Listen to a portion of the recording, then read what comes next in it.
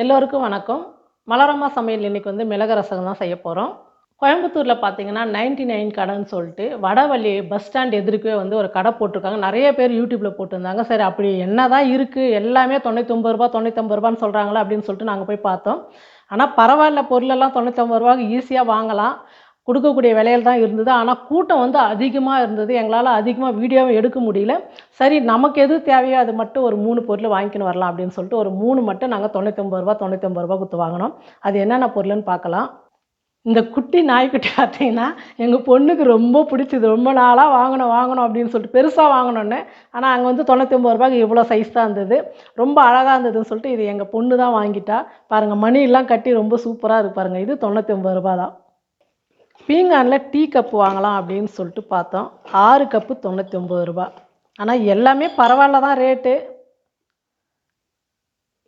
அழகாக இருந்தது. டிசைன் எல்லாம் பார்த்தீங்கன்னா ரொம்ப நல்லா இருந்தது.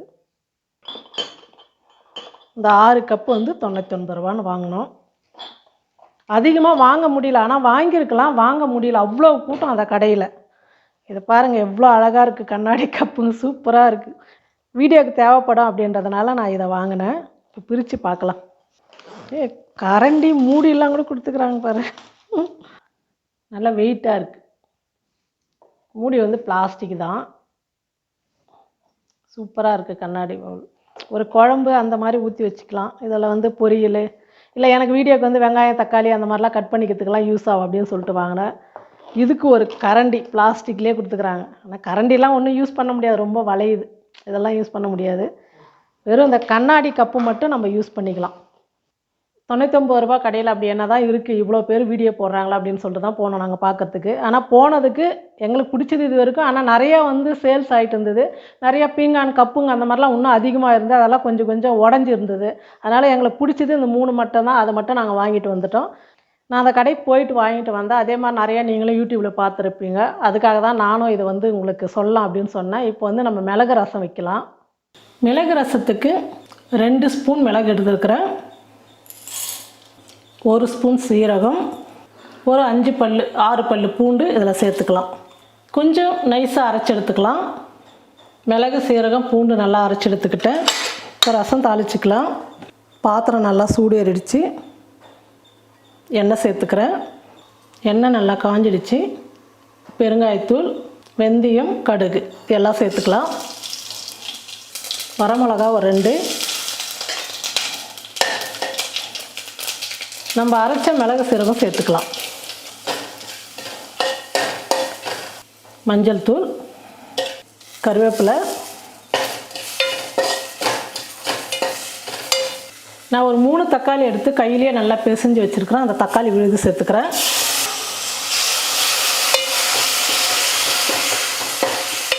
தக்காளி நல்லா வதங்கட்டும். அதுக்குள்ளே புளி கரைச்சிக்கலாம். ஒரு சின்ன எலுமிச்சம்பழம் அளவு புளி எடுத்து ஊற வச்சுருக்கிறோம். அந்த புளியை நல்லா கரைச்சி வடிகட்டிக்கலாம். பாருங்கள், தக்காளி கொஞ்சம் வதங்கிடுச்சு. இப்போ புளி தண்ணி சேர்த்துக்கலாம்.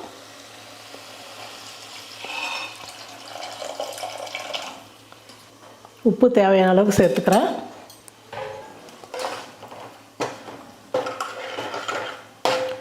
இப்போ நம்ம எந்த அளவுக்கு புளிப்பு தேவை அந்த அளவுக்கு தண்ணி சேர்த்துக்கலாம்.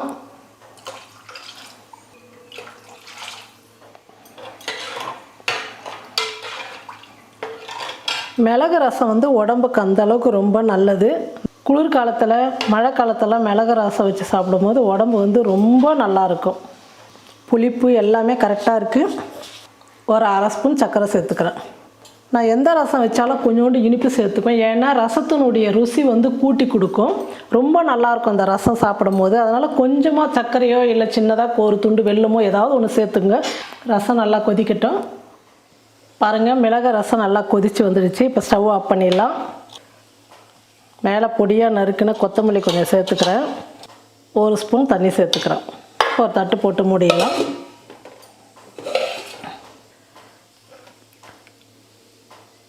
பாருங்கள், சூப்பரான மிளகு ரசம் ரெடி ஆகிடுச்சு. நீங்களும் உங்கள் வீட்டில் இது போல் மிளகு ரசம் வச்சு பாருங்கள். எப்படி இருக்குன்னு சொல்லிட்டு மறக்காமல் கமெண்ட் பண்ணுங்கள், ஷேர் பண்ணுங்கள். நன்றி.